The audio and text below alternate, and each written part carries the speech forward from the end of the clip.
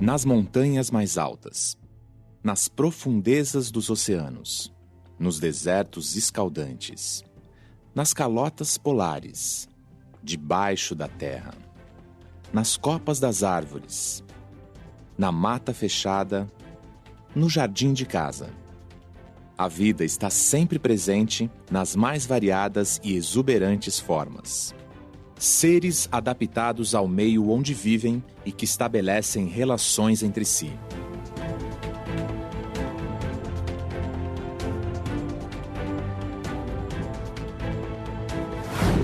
O corpo da abelha se encaixa perfeitamente ao formato da flor. Enquanto se alimenta, o pólen gruda no seu abdômen e ela o leva para a outra flor que visita. Os macacos que vivem nas copas das florestas se penduram nos galhos com suas caudas. O bico do beija-flor, fino e comprido, alcança com facilidade o néctar no interior das flores tubulares. Os cactos sobrevivem à seca. Além de acumularem água no caule, seus espinhos são folhas modificadas que evitam a perda de água. Você já parou para pensar como surgiram tantas espécies diferentes? Será que essas espécies sempre foram do mesmo jeito que são hoje? E se o ambiente mudar? O que acontece com essas espécies tão bem adaptadas? Essas perguntas sempre intrigaram cientistas. E em 1858, Charles Darwin e Alfred Wallace demonstraram uma explicação para a origem das espécies que é válida até os dias de hoje. A Origem das Espécies é um livro extremamente importante. O Darwin reuniu informações das mais variadas fontes, olhando o fóssil, olhando a embriologia dos seres vivos, olhando a geografia dos seres vivos, aonde que os diferentes espécies estão. E ele juntou tudo isso no argumento para sustentar a seguinte ideia: todos os seres vivos que existem hoje são aparentados uns aos outros. E eles descendem de seres vivos que existiram no passado. A teoria da evolução reúne uma série de evidências que a torna irrefutável até os dias de hoje. Uma de suas principais se deu por meio do estudo dos fósseis. Essa palavra deriva do termo latino fossilis e significa ser desenterrado. Fósseis são restos e vestígios de animais, plantas e outros seres vivos que se conservaram de uma maneira natural ao longo de milhões e até bilhões de anos. O trabalho dos paleontólogos é descobrir e estudar esses registros arqueológicos que são encontrados no solo e subsolo da Terra. Fomos no oeste de São Paulo e encontramos fósseis de uma pequena ave. Esses ossos aqui seriam as aves conhecidas mais antigas do Brasil e talvez até da América do Sul. Pelo terreno coletado, pela morfologia dela comparada com outras aves fósseis do mundo todo, essas aves têm aproximadamente 110, 120 milhões de anos. Este osso que está aqui parece tão antigo, carbonizado, preto e tal, mas esse osso é relativamente recente. É um osso que não deve ter mais do que 15 mil anos. Esse dente é um dente de mastodonte, é um tipo de elefante que existiu aqui na América do Sul e aqui no Brasil, e esse procede do Nordeste. Quando se cai num terreno adequado à fossilização, então eles são fossilizados. E quanto mais tempo ele ficar preservado como osso, ele pode ser substituído quimicamente. Aqui não temos mais osso quimicamente falando. Ele virou tudo mineral. Porém, microscopicamente, conserva ainda a estrutura de um osso, porque o mineral vai substituindo o tecido orgânico lentamente e mantém a forma, inclusive, a nível microscópico. Depois de encontrado, o fóssil é estudado para se determinar a idade, a forma do corpo e a estrutura óssea, ou seja, as informações necessárias para se reproduzir um animal por inteiro, como esse. O professor Herculano está trabalhando em um taubatério. Taubaterium é um mamífero mais comum entre os fósseis que coletamos aqui na bacia. Jamais encontramos um indivíduo completo. Encontramos dentes, fragmentos de crânio, de mandíbula, de coluna, de costelas, de todos os membros, de todos os ossos praticamente. Hoje nós temos uma ideia, mais ou menos, de como era o corpo inteiro desse mamífero. Então o crânio vai ser reconstruído aqui e nós vamos buscar a forma que ele tinha, tanto no focinho, no nariz, na abertura do olho, no encaixe da mandíbula, tudo o máximo que a gente puder conseguir de realidade. E sobre a evolução das espécies? O que esses fósseis podem nos dizer? Eles podem nos dar indícios de parentesco entre os seres vivos já extintos e os atuais. Durante sua viagem pela América do Sul, ao passar pela Argentina, na praia de Punta Alta, Darwin encontrou fósseis de uma preguiça gigante. Notou as semelhanças do animal pré-histórico com as espécies de preguiça que ele havia visto. Para Darwin, isso foi uma forte evidência de que as espécies mudam ao longo dos tempos. Ele desenvolveu as ideias sobre como essa mudança evolutiva ocorre.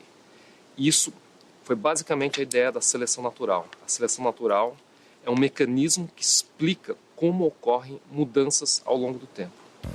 Se diversas espécies podem ter o mesmo ancestral, isso significa que, por mais diferentes que possam parecer, elas devem ter semelhanças anatômicas entre elas. Essas semelhanças morfológicas e funcionais são mais uma evidência da evolução.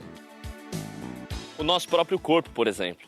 O corpo humano guarda evidências da evolução biológica e de nosso parentesco com outras espécies. Os nossos braços. À primeira vista, não tem nada de parecido com as asas de uma gaivota, ou as patas dianteiras de um cavalo, ou ainda mais, as nadadeiras de um golfinho.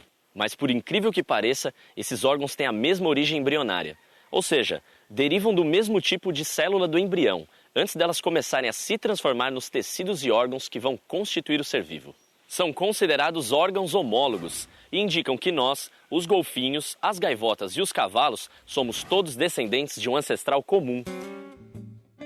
Examinando melhor e comparando essas estruturas, notamos que, embora tenham formatos diferentes, possuem o mesmo conjunto de ossos e de musculatura. Os órgãos homólogos são as diferentes formas que a gente vê nos seres vivos hoje, que representam variações a partir de uma estrutura comum. Se você olha atentamente os ossos que compõem cada uma dessas estruturas, você vai ver que, na verdade, são essencialmente os mesmos ossos que estão presentes em cada um deles, só que modificados. Existia um órgão no passado e ele sofreu modificações evolutivas, originando os 3 diferentes tipos que a gente vê hoje: asas, nadadeiras e braços. O processo evolutivo é que explica cada um desses 3 tipos de modificação que ocorreu ao longo do tempo. A evolução consiste em alterar coisas que já existiam. Já existia um repertório de ossos, de tecidos para montar um tipo de braço. Ele foi modificado para exercer diferentes funções. Mas como se dá o processo da evolução? Como diferentes adaptações se fixam a uma população a ponto de gerar uma nova espécie? Para explicar esse processo, a teoria de Darwin Wallace lança 2 ideias fundamentais: variabilidade e seleção natural. A seleção natural ela é baseada em umas premissas muito simples, mas ela explica coisas fascinantes. Quais são as premissas simples? A primeira premissa é de que existe variação nos seres vivos. Então, por exemplo, tem bichos que são maiores, outros são menores, uns que têm pelagem mais escura e outros que têm pelagem mais clara. Outra premissa importante é que parte dessa variação é herdável, ou seja, é transmitida dos pais para os filhos. Pais com pelagem escura tendem a ter filhos com pelagem mais escura. Pais maiores tendem a ter filhos com tamanhos maiores. Tem uma base genética associada a esses traços e ela é transmitida dos pais para os filhos. A outra premissa importante é que alguma dessas características influencia a chance dos indivíduos sobreviverem e reproduzirem. Vamos imaginar que a pelagem escura protege o organismo de predadores, que torna ele mais difícil de enxergar porque ele habita um solo que é bastante escuro. Se eles sobrevivem mais, significa que eles têm mais oportunidade de ter filhos. Se eles têm mais filhos e eles transmitem para os filhos a base genética para a pelagem escura, isso quer dizer que na geração subsequente a pelagem escura vai se tornar mais comum. Por contrapartida, nessa mesma população, os indivíduos que têm pelo claro, eles são mais predados, vamos supor. Eles sobrevivem menos. Eles vão ter menos filhos. Então, a cada geração vão nascendo menos e menos filhos com a pelagem clara. A seleção natural é um processo que explica como mudanças evolutivas podem ocorrer.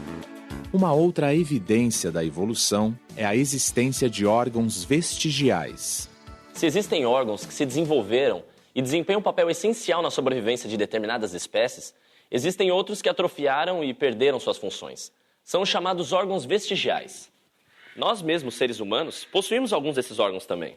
Um exemplo é o nosso cóccix, um pequeno osso na parte inferior da coluna vertebral, um vestígio da cauda dos nossos antepassados. Se a gente olha uma cobra não tem patas. Mas se você dissecar ela com cuidado, você vai ver que naquela região onde você imaginaria que ela teria patas, você vai encontrar uns ossinhos muito pequenininhos que são muito parecidos, uma versão miniaturizada daqueles ossos que constituem a bacia de um lagarto, aonde se ligam os ossos do braço e da pata.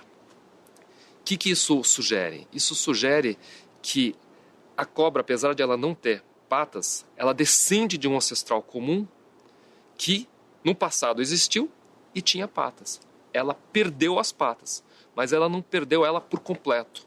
Ela ainda retém alguns poucos vestígios das estruturas de patas que existiam no passado. Isso representa um órgão vestigial.